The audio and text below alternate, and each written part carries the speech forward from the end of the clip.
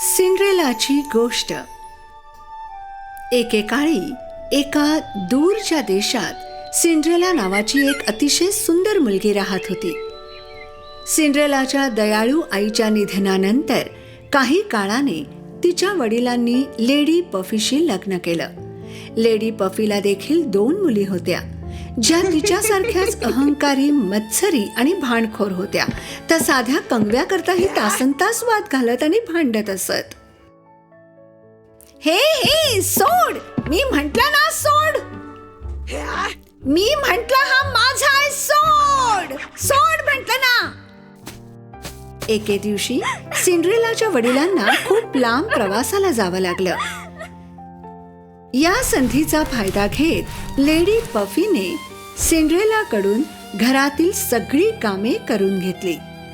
तिला चुलीसाठी लाकूड आणायला सांगितले आणि दररोज रात्री तिच्याकडून कठीण आणि थकवणारा स्वयंपाक करून घेतला. तरी सुद्धा लेडी पफी आणि तिच्या मुली तिच्याशी उद्धटपणे वागत राहिल्या आणि तिचा अपमान करत राहिल्या. तिने आमच्या सोबत एकाच खोलीत झोपू नये, आम्हाला वाईट स्वप्न पडतात. तिला सांग की तिने गच्चीत झोपायची सोय करून घ्यावी.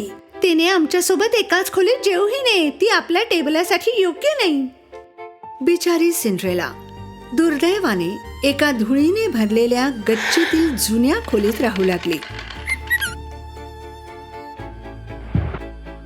छोट्या खिडकीतून ती घराबाहेरील बाग पाहायची आणि कधी कधी एका पांढऱ्या कबुतराशी बोलायची. नमस्कार गोड कबुतरा. एके दिवशी गच्ची साफ करताना सिंड्रेलाला 2 छोटे उंदीर दिसले. अरे, तुम्ही दोघं कोण आहात? नमस्कार, माझं नाव चेडर आहे आणि माझे नाव मोजेरेला आहे. मी सिंड्रेला आहे. तुम्हाला चीज खूप आवडतं ना? मी तुमच्यासाठी छान मेजवानी बनवू शकते. तुम्हाला भूक लागली असेल ना? हो, आम्हाला भूक लागली आहे. आम्ही शेवटच्या स्वयंपाकघरात गेलो त्याला बरोबर 32 तास 20 मिनिटं 5 सेकंद झालेत आणि पुन्हा जाऊही शकत नाही. खट्याळ मांजर पप्पू, उद्या सकाळी मी तुम्हाला छान नाश्ता करून देईन.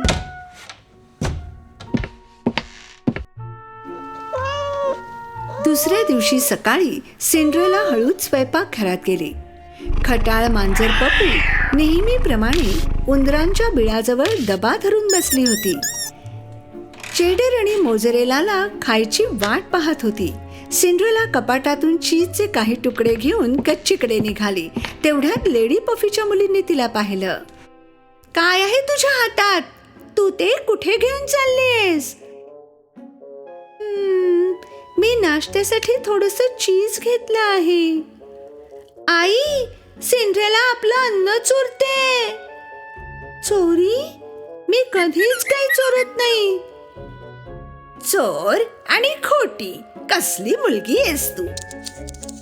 सिंड्रेलाशी वाईट वागणाऱ्या बहिणींना घाबरवण्यासाठी छोटे उंदीर खाली धावत आले आणि इकडे तिकडे पळू लागले. अरे रे उंदीर, घरात उंदीर आहे. आई, मला खूप भीती वाटते. एक नाही, 2 उंदीर. लेडी पफी उंदरांना पकडणार इतक्यात दाराची बेल वाजली. राजदूत आला होता.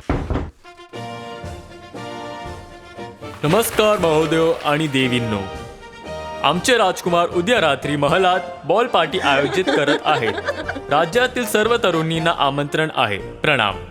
बॉल पार्टी हे नाव ऐकताच जेझेबेल आणि कसांड्रा उत्साहाने त्यांच्या खोलीत धावल्या आणि कपडे निवडू लागल्या. त्यांच्या आईला त्या खूप सुंदर दिसाव्यात असे वाटत होते. त्यांनी सिंड्रेलाकडून पूर्ण रात्र त्यांच्यासाठी सुंदर गाऊन शिवून घेतले. दुसरा दिवस उजाडला. सिंड्रेला खूप दमली होती. तिचे लहान मित्र तिला उठवायला आले. उठ सिंड्रेला, चल उठ, आज रात्री बॉल पार्टी आहे. पण मी माझ्यासाठी ड्रेस शिवू शकत नाही आणि हे कपडे खूप घाण आहेत. मग डोळे बंद कर सिंड्रेला, तुझ्यासाठी एक सरप्राईज आहे. तिचे उंदीर मित्र तिला खोलीच्या मध्यभागी घेऊन आले. पांढऱ्या कबुतराने भिंतीवर टांगलेले कापड खाली आणले. माझा विश्वास बसत नाही, हा ड्रेस किती सुंदर आहे. सिंड्रेलाने लगेच तो ड्रेस घातला, केसांची सुंदर रचना केली आणि उत्साहाने हॉलमध्ये गेली. पण सावत्र बहिणींनी तिला पाहताच त्या मत्सराने वेड्या झाल्या. लेडी पफीने पाहिले की सिंड्रेला तिच्या मुलींपेक्षाही सुंदर दिसते, म्हणून ती तिला अजिबातच बॉलमध्ये येऊ देणार नव्हती. म्हणूनच तिने सिंड्रेलासाठी चुलीत एक वाटी धान्य टाकले, जेणेकरून ती ते वेचत बसेल.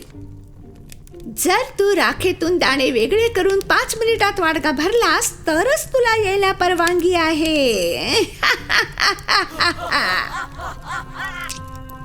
सिंड्रेलाला नृत्यासाठी जायचे होते, म्हणून ती भराभर धान्य वेचू लागली. तिच्या छोट्या मैत्रिणी आणि कबूतर तिची धडपड पाहून तिच्या मदतीसाठी धावले आणि 5 मिनिटात त्यांनी मिळून पूर्ण वाडगा भरला. सिंड्रेला लेडी पफीकडे धावत गेली. ती जायला निघालीच होती आणि तिला भरलेला वाडगा दाखवला. पण यावेळी लेडी पफीने तिच्या घाणेरड्या कपड्यांचे निमित्त करून तिला येऊ दिले नाही.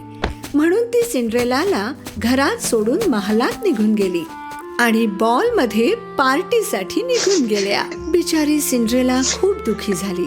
ती बागेत तिच्या आईने लावलेल्या हेझलनेटच्या झाडाखाली बसली आणि रडू लागली. त्याच दुःखी क्षणी अचानक झाडांच्या फांद्या हलू लागल्या आणि त्याखाली खूप प्रकाश चमकू लागला आणि सिंड्रेलाच्या समोर एक सुंदर परी प्रकट झाली. सिंड्रेला, मी लियाबेल आहे. मी तुला मदत करायला आले. तू काळजी करू नकोस, तूही महालात जाशील. पण मी या अवस्थेत महालात कशी जाईन? ते काम तू माझ्यावर सोड. फक्त मला एक भोपळा पाहिजे, बाकी सर्व इथेच आहे. सिंड्रेला एक भोपळा घेऊन परत आली.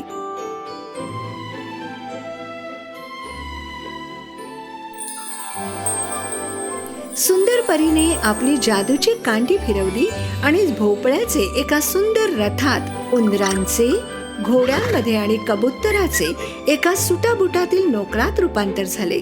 सिंड्रेलाला तिच्या डोळ्यांवर विश्वास बसत नव्हता. पण हे कसं झालं लियाबेल?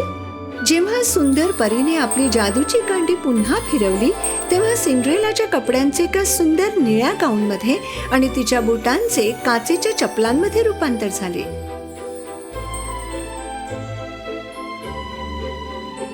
मी अगदी राजकन्येसारखी दिसते. धन्यवाद लियाबेल.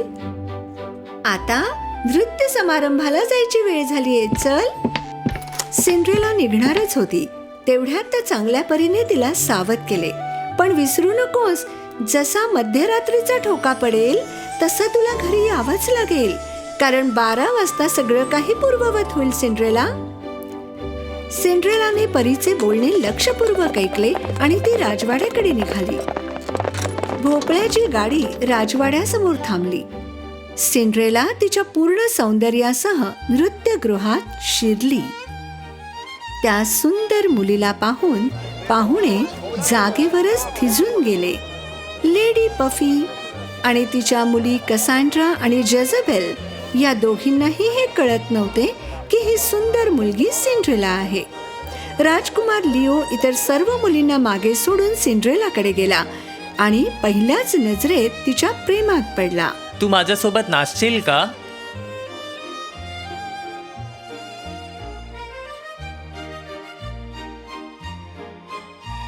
सिंड्रेला नाचण्यात इतकी रमून गेली की तिला वेळेचं भानच राहिलं नाही आणि जसे घड्याळात 12 वाजले तशी सिंड्रेलाला त्या चांगल्या परीने दिलेला इशारा आठवला. जेव्हा घड्याळात मध्यरात्रीचे 12 वाजतील तेव्हा तू घरी असायला हवंस. सिंड्रेला घाबरून राजकुमाराला मागे सोडून नृत्यगृहातून बाहेर पळाली. तू कुठे चालली आहेस?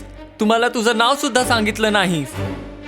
सिंड्रेला राजवाड्याच्या पायऱ्या उतरत असताना तिच्या पायातून एक काचेची चप्पल निसटली. तिला परत जायला वेळ नव्हता, म्हणून ती ती पूर्ण ताकदीने गाडीकडे धावली आणि राजवाड्यातून निघून गेली. कोणत्याही परिस्थितीत या चप्पलाच्या मालकीणाला शोधून काढा.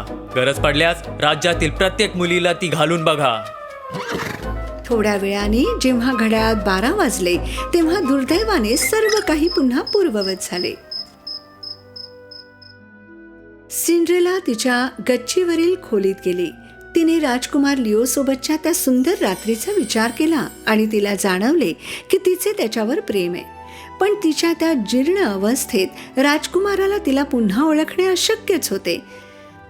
जसजसा वेळ गेला तसतसे राजकुमार लिओने ती मौल्यवान काचेची चप्पल ठेवण्यासाठी राजवाड्याच्या जवळ एक सुंदर हवेली बांधली आणि जेव्हा लेडी पफी आणि तिच्या मुली ती चप्पल घालून पाहण्यासाठी हवेलीत गेल्या तेव्हा त्यांनी सिंड्रेलाला सोबत नेले नाही.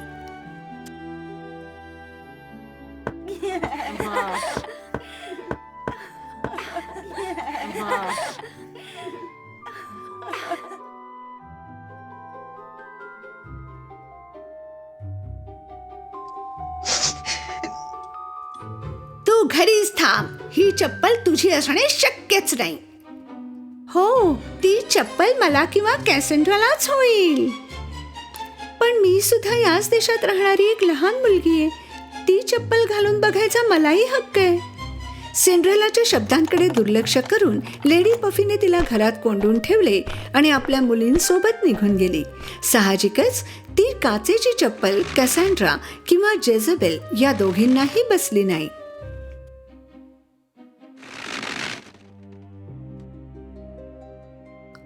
दुखतंय. अजून थोडा जोर लावलास तर कदाचित बसेल. पण जेव्हा रात्र झाली तेव्हा राजवाड्यात दिवे लागले. सिंड्रेला मोझरेला आणि चेडारच्या मदतीने घरातून गुपचूप बाहेर पडून भव्य राजवाड्यात शिरली.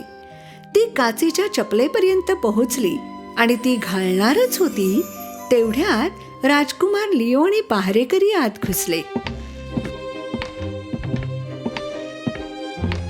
तिकडेच थांबा, हलू नका, नाहीतर चप्पल खराब होईल. नाही नाही नाही, हा माझा बूट आहे. तो माझ्या पायाला व्यवस्थित बसतो. ती खरं सांगते, ती सिंड्रेलाच आहे. तीच सुंदर मुलगी आहे जी राजकुमारासोबत नाचली होती. सिंड्रेलाने राजकुमार लिओ समोर धैर्याने बूट घालून पाहिला. तूच आहे त्या रात्री? तूच ती सुंदर मुलगी आहेस जिच्यासोबत मी नाचलो होतो. तू तुझं नाव सांगशील का? माझं नाव सिंड्रेला आहे माझ्या राजकुमारा, सिंड्रेला. सिंड्रेला, तू माझ्यासोबत लग्न करशील का? सिंड्रेलाने तिच्या प्रिय राजकुमाराचा लग्नाचा प्रस्ताव आनंदाने स्वीकारला.